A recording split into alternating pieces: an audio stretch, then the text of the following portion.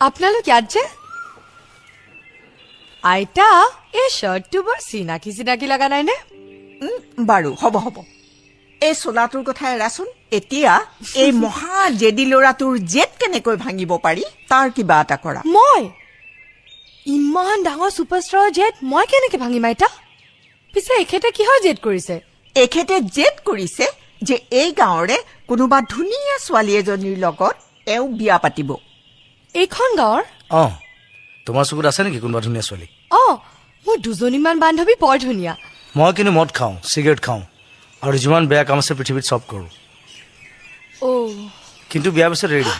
তেনেহ'লে ঠিক আছে কালি তোমাৰ কিবা কাম আছে নেকি কাইলৈ বিশেষ তেনেকে একো কাম ঠিক আছে হা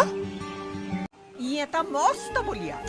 এতিয়া আৰু সেইবোৰ চিন্তা কৰিবলৈ সময় নাই সোনকালে বুলি কৈ দিয়া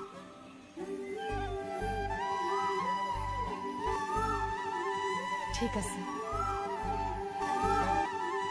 ঠিক আছে